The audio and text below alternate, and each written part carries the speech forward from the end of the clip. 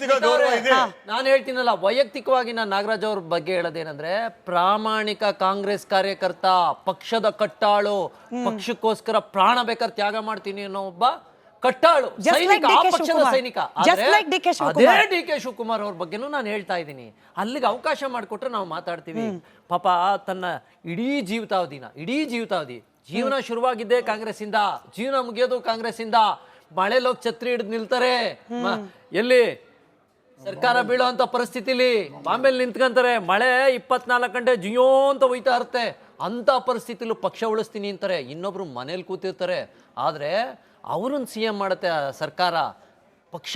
ಆದ್ರೆ ಪಕ್ಷಕ್ಕೋಸ್ಕರ ದುಡಿದಂತ D K Shivakumar ಯಾಕೆ ಮಾಡ್ಲಿಲ್ಲ ಅನ್ನೋದು ಪಾಪ ಅವ್ರ ಅಭಿಮಾನಿಗಳ ಪ್ರಶ್ನೆ. ಹಂಗೆ ಮೈಸೂರು ಭಾಗದ ಜನ ಒಂದಷ್ಟು ಆಸೆ ಇಟ್ಕೊಂಡ್ರು. ಯಾಕೆ ಒಕ್ಕಲಿಗರ ಜನ ಆಸೆ ಇಟ್ಕೋಬಾರ್ದಾ? ಏನು ನಮಗೆ ಪೆನ್ನು ಒಕ್ಕಲಿಗರು ಲಿಂಗಾಯತರು ಅಂತ ಮಾಡಕ್ ಹೋಗ್ತೀರಿ ನೀವು? ಒಂದ್ ನಿಮಿಷ ಸರ್, ಇಲ್ಲ ತಪ್ಪು ನೀವು ಮಾತಾಡ್ತಾ ಇದ್ದೀರಿ. ನಾನು ಹೇಳ್ತೀನಿ, ದೇವೇಗೌಡರು ಬಹಳ ದೊಡ್ಡ ಬೆಳೆದಂತ ಪಾರ್ಟಿ ಅದು. ಅವ್ರು ಒಕ್ಕಲಿಗರ ಪಾರ್ಟಿ ಅಂತ ನೀವೇ ರುಜುವಾತು ಮಾಡ್ತಾ ಇದ್ದೀರಿ. ಈ ತರ ಸಂಕುಚಿತ ಯೋಚನೆ ಮಾಡಬೇಡಿ. Why madam? ಹಂಗಾದ್ರೆ ಆ ಜನತೆ ಪರವಾಗಿ ಒಕ್ಕಲಿಗರು ತಿರಸ್ಕಾರ ಮಾಡಿರ್ತಾರೆ. ವೋಟ್ ಕೇಳುವಾಗ ಒಕ್ಕಲಿಗರು, ಲಿಂಗಾಯತರು, ಅದ್ರಲ್ಲಿ ಉಪಜಾತಿಗಳೆಲ್ಲ ಕೌಂಟ್ ಆಗುತ್ತೆ. ಡಿಬೇಟ್ ಅಲ್ಲಿ ಬೇಡವಾ? ಇದೇನ್ ಸರ್ ರಾಜಕೀಯ ವಿತೌಟ್ ಜಾತಿ ನಡೆಯಲ್ಲ ಅನ್ನೋದು ಗೊತ್ತು, ಜನರಿಗೂ ಗೊತ್ತು. ರಾಜಗೌಡ್ರೆ, ನಾನು ಅನಿಲ್ ಸರ್ ರಿಯಾಕ್ಷನ್ ತಗೊಳ್ಬೇಕು. ಕ್ವಿಕ್ ಆಗಿ ಹೇಳ್ಬಿಡಿ, ಇದು ಹತಾಶೆನ ಕಾನ್ಫಿಡೆನ್ಸ್? ಲರಿ ನಿಮಗೆ ಯಾಕ್ರಿ, ನಮಗಲ್ಲ ಸ್ವಾಮಿ, ಈ ನಾಡಿನ CM ಆಗ್ಲಿ ಅಂತ ಆಸೆ ಇಟ್ಕೊಂಡಿರೋರು ಕೇಳ್ತಾ ಇದಾರೆ. ಮಾಧ್ಯಮದವ್ರು ಒಂದು ಖುಷಿ ಪಡ್ತಾರೆ. ಈಗ ಡಿ ಕೆ ಶಿವಕುಮಾರ್ CM ಆದ್ರೆ, ಈಗ ಸಿದ್ದರಾಮಯ್ಯನವ್ರು 7.5 ವರ್ಷ CM ಆಗಿದ್ದಾರೆ. ಅವ್ರು ಜನಾಂಗದವ್ರು ಖುಷಿ ಪಟ್ಟಿದ್ದಾರೆ. ಈಗ ಜನಾಂಗದವ್ರು ಏನ್ರಿ ಇದು? ಕುರುಬರ್ಗ್ CM ಆಗಿದ್ರು ಅವರು, ಕರ್ನಾಟಕ ರಾಜ್ಯಕ್ಕೆ CM ಆಗಿರೋರು ಮಾತಾಡ್ತಾರ್ರಿ. ನಿಮ್ ಬರ್ತಡೆಗೆ ನಿಮ್ ಮನೆಯವ್ರು ಬಂದು ನಿಮ್ ಜೊತೆ ವಿಜೃಂಭಣೆಯಾಗಿ ಆಚರಣೆ ಮಾಡ್ಕೊಂಡ್ರು. ಯಾಕೆ ಸರ್? ಅರೆ ಎಲ್ಲರೂ ಬಂದಿದ್ರಿ, ನಿಮ್ ಮನೆಯವ್ರು ಇರ್ಲಿಲ್ವಾ? ಎಲ್ಲರೂ ಇದ್ರು, ಮನೆಯವರು ಇರ್ತಾರೆ, ಹೊರಗಿನವರು ಇರ್ತಾರೆ. ಹಂಗೆ ಸರ್, ಹಂಗೆ ಅದನ್ನು ಕೂಡ ಬರ್ತಾರೆ. ಈಗ ನಿಮ್ಮ ಜನಾಂಗ ಕನ್ಯೆ ಆದಾಗ ನಾಗರಾಜ್ ಯಾದವ್ ಪಕ್ಷನೂ ತ್ಯಜಿಸ್ತೀನಿ ಅನ್ನೋ ಲೆವೆಲ್ಗೆ ಪಕ್ಷದ ವಿರುದ್ಧ ಸೆಡ್ದು ನಿಂತ್ರು. ಯಾಕೆ? ನಾಗರಾಜ್ ಯಾದವ್ ಅಲ್ವಾ? ಅವ್ರ ಜನಾಂಗಕ್ಕೋಸ್ಕರ ನಿಂತ್ರು. ಅದೇ ರೀತಿ ಜನಾಂಗದ ಜನ ಪಾಪ ಡಿ ಕೆ ಶಿವಕುಮಾರ್ ಅಲ್ಲಿ ಆಸೆ ಕಂಗಳಿಂದ ಆಸೆ ಪಟ್ರು. ನೀವು ಅವ್ರ ಆಸೆ ಪಡೋದು ತಪ್ಪು ಅನ್ನೋದು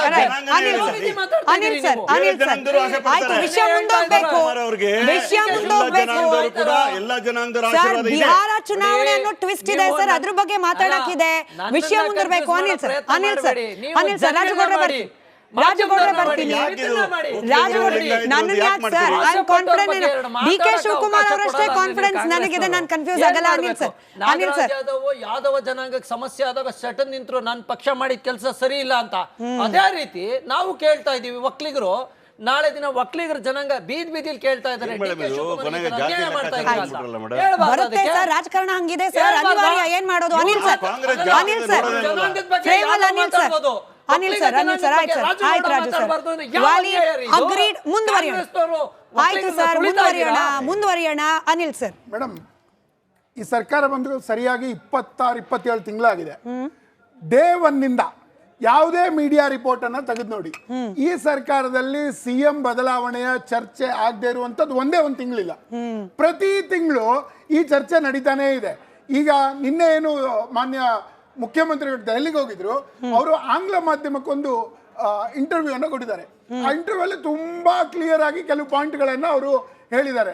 ಮೊದಲನೇದು, ಅವ್ರು ಕೇಳಿದಾಗ ಕಾಂಗ್ರೆಸ್ಗೆ ಡಿ ಕೆ ಶಿವಕುಮಾರ್ ಅವರು ಈ ತರ ದೊಡ್ಡ ಕೆಲಸಗಳನ್ನ ಮಾಡಿದ್ರು, ಹಗಲು ರಾತ್ರಿ ಪರಿಶ್ರಮ ಪಟ್ಟರು ಅಂತ ಹೇಳಿದಾಗ ಸಿದ್ದರಾಮಯ್ಯ ಅವ್ರು ಹೇಳ್ತಾರೆ, ಆ ಜಾಗದಲ್ಲಿ ಯಾರಿದ್ರು ಅದನ್ನ ಮಾಡ್ತಿದ್ರು, ಅದ್ರಲ್ಲಿ ಏನು ಮೇಡಮ್.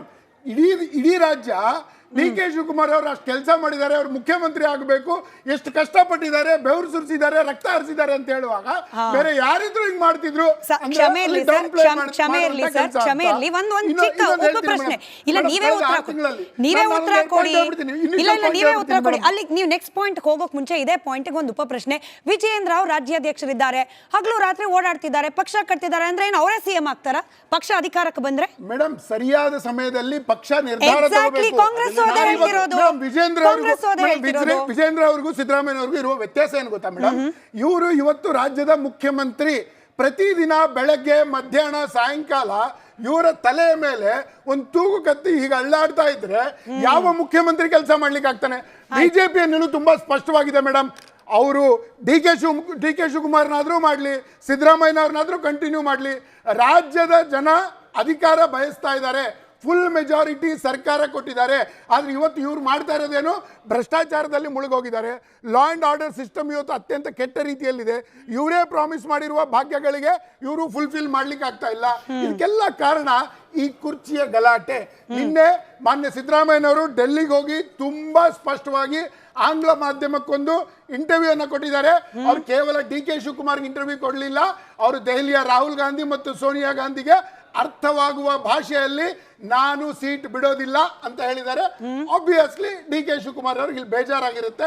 ಒಂದು ವಿಷಯ ತುಂಬಾ ಕ್ಲಿಯರ್, ಇನ್ನು 5-6 ತಿಂಗಳು, ಡಿಸೆಂಬರ್ ವರೆಗೆ 2.5 ವರ್ಷ ಆಗುತ್ತೆ ಈ ಸರ್ಕಾರಕ್ಕೆ. 5-6 ತಿಂಗಳಲ್ಲಿ ಕುಲಗೆಟ್ಟು ಹೋಗುತ್ತೆ ಈ ಜಗಳ, ಕೆಟ್ಟದಾಗಿರುವಂತಹ ಪರಿಸ್ಥಿತಿಯಲ್ಲಿ DK ಶಿವಕುಮಾರ್ ಅವರ ರಾಜ್ಯದ ಜನ ಸಂತೋಷವಾಗಿರ್ಬೇಕು. ಸರಿ, DK ಶಿವಕುಮಾರ್ ಅವರ ಇವತ್ತಿನ ರಿಯಾಕ್ಷನ್, ಅದಕ್ಕೆ ಸಂಬಂಧಪಟ್ಟಂತೆ ಬ್ರೇಕಿಂಗ್ ಅಪ್ಡೇಟ್ ಗಮನಿಸೋಣ. ಕುಲಗೆಟ್ ಹೋಗೋಕ್ ನಾವು ಬಿಡಲ್ಲಪ್ಪ, ನಾವು ಪಕ್ಷದ ಪರವಾಗಿ ಗಟ್ಟಿಯಾಗಿ ನಿಂತಿರ್ತೀವಿ, ನೋ ಮ್ಯಾಟರ್ ವಾಟ್. ಹಿಂಗೆ ಮಾತನಾಡಿದ್ರು DK ಶಿವಕುಮಾರ್ ಅವರು. ಪಕ್ಷ ನಿಷ್ಠೆಯ ಮಂತ್ರವನ್ನ ಮತ್ತೆ ಮತ್ತೆ ಪಠಿಸ್ತಿದ್ದಾರೆ DK ಶಿವಕುಮಾರ್. ಇಲ್ಲಿ ಬಂದೆ ಸರ್, ಅದು ಬ್ರೇಕಿಂಗ್ ಕೇಳಿಸ್ಕೊಂಡ್ಬಿಡ್ಲಿ ಜನ, ಬ್ರೇಕಿಂಗ್ ಕೇಳಿಸ್ಕೊಳ್ಳಿ. ನಮ್ಮ ಪಕ್ಷದಲ್ಲಿ ನಾನು ಅನ್ನೋದಿಲ್ಲ, ಪಕ್ಷಾನೇ ಎಲ್ಲ ಅನ್ನೋ ಸಂದೇಶವನ್ನ ರವಾನಿಸಿದ್ದಾರೆ ಹೈಕಮಾಂಡ್ ಕಡೆಗೆ. ಮತ್ತೆ ಯಾದವ್ ಸರ್ ಹಿಂಗ್ ಹೇಳೋ ಮೂಲಕ ಹೈಕಮಾಂಡ್ ಕಡೆಗೆ ಮತ್ತೆ ಆಟ ತಿರುಗಿಸಿದ್ರ ಹೆಂಗಾರೋ ಸರಿಯೇ, ನಾನಂತೂ ಕುರ್ಚಿಗೋಸ್ಕರ ಫೈಟ್ ಮಾಡೋಲ್ಲ, ನೀವೇ ಕರ್ಕೊಂಡೋಗಿ ನನ್ನನ್ನು ಕೂರಿಸ್ಬೇಕು ಅನ್ನೋ ಸೇಫ್ ಗೇಮ್ ನ DK ಶಿವಕುಮಾರ್ ಅವರು ಆಡ್ತಿದ್ದಾರೆ ಅನ್ನೋ ಅನುಮಾನ. ಇದ್ರ ಜೊತೆಗೇನೆ ಮತ್ತೊಂದು ಬ್ರೇಕಿಂಗ್ ಅಪ್ಡೇಟ್ ನೋಡ್ಬಿಡೋಣ. ಮಲ್ಲಿಕಾರ್ಜುನ್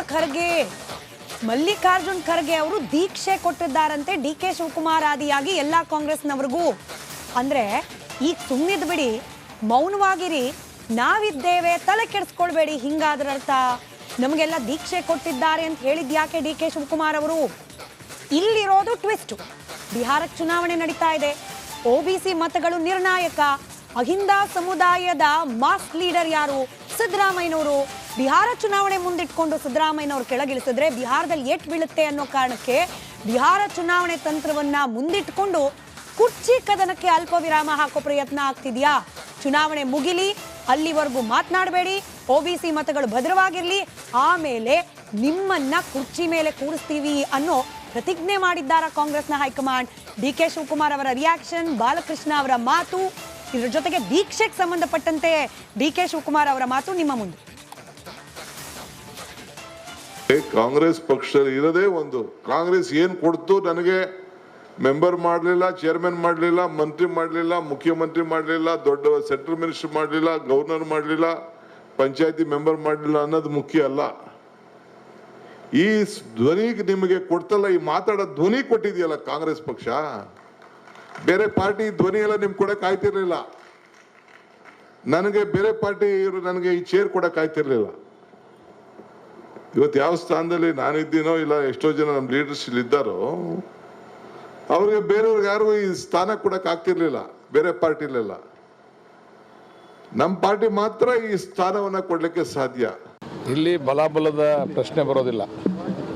ಇದು ಕಾಂಗ್ರೆಸ್ ಪಕ್ಷ, ಇಲ್ಲಿ ಹೈಕಮಾಂಡ್ನ ತೀರ್ಪೇ ಅಂತಿಮ. ಬಟ್ ನಾವು CM ಅವರು 5 ವರ್ಷ ಇರ್ತಾರೋ ಇನ್ನು 10 ವರ್ಷ ಇರ್ತಾರೋ ಅದು ಪ್ರಶ್ನೆ ನಮಗೆ ಗೊತ್ತಿಲ್ಲ.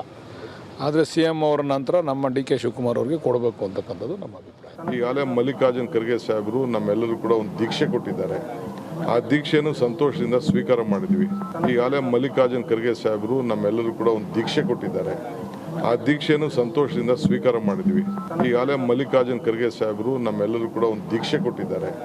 ಆ ದೀಕ್ಷೆಯನ್ನು ಸಂತೋಷದಿಂದ ಸ್ವೀಕಾರ ಮಾಡಿದ್ವಿ. ಈಗಾಗಲೇ ಮಲ್ಲಿಕಾರ್ಜುನ್ ಖರ್ಗೆ ಯಾದವ್ ಸರ್, ಅಲ್ಲಿಗೆ ನನ್ನ ಪಕ್ಷನಿಷ್ಠ, ಅದರಲ್ಲಿ 2 ಮಾತೇ ಇಲ್ಲ.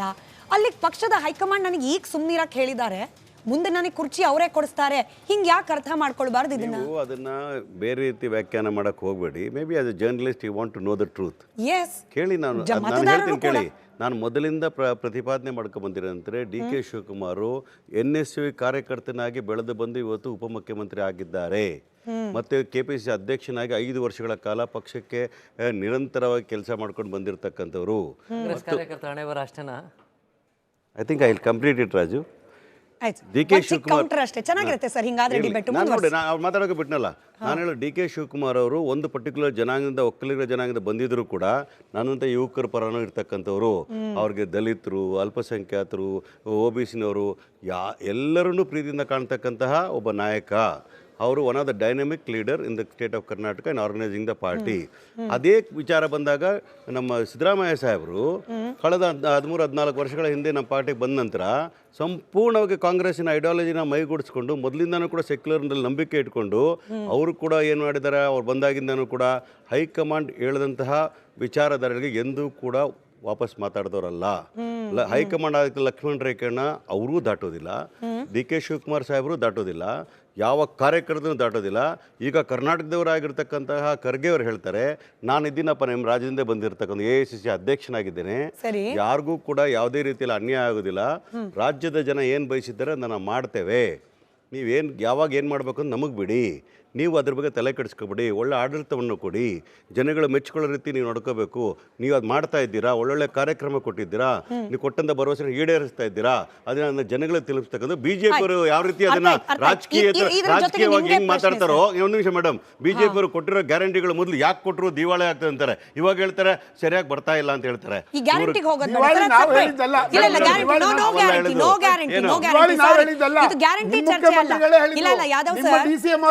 ಫಂಡ್ ಇಲ್ಲ,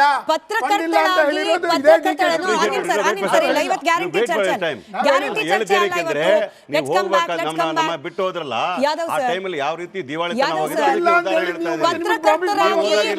ಇಲ್ಲ ಯಾದವ್ ಸರ್, ಪತ್ರಕರ್ತೆಯಾಗಿ ಹಾಗೆ ಜನರಿಗೂ ಇರೋ ಮತ್ತೊಂದು ಕುತೂಹಲ ತಿಳ್ಕೊಳ್ಬೇಕಾಗಿರೋದು, ಬಿಹಾರ ಚುನಾವಣೆ ಬಗ್ಗೆ ರಾಷ್ಟ್ರೀಯ ಮಾಧ್ಯಮಗಳಲ್ಲೂ ಕೂಡ ಬಹಳ ಚರ್ಚೆ ಆಗ್ತಿದೆ ಸರ್. OBC ನಿಮ್ಗೂ ಗೊತ್ತು, ಜುಲೈ 15ನೇ ತಾರೀಕು ಇಲ್ಲೇನ್ ನಡೀತಿದೆ, ಸಿದ್ದರಾಮಯ್ಯನವರಿಗೆ ಏನ್ ಜವಾಬ್ದಾರಿ ಕೊಟ್ಟಿದ್ದಾರೆ, ಯಾಕೆ ಕೊಟ್ಟಿದ್ದಾರೆ, ಬಿಹಾರ ಚುನಾವಣೆ ಆದ್ಮೇಲೆ ಹೇಳ್ತೀನಿ ಮೇಡಮ್. ನೀವು ಒಂದು ಜರ್ನಲಿಸ್ಟ್ ಆಗಿ ನಿಮಗೂ ಕ್ಯೂರಿಯಾಸಿಟಿ ಇರ್ತಕ್ಕಂಥದ್ದು ಏನು ನಡೀತಾ ಇದೆ, ಏನಾಗ್ತಾ ಇದೆ, ಸತ್ಯ ಹೇಳೋಣ ಅಂತಕ್ಕಂಥದ್ದು. ಅದೇ responsible person you asking me.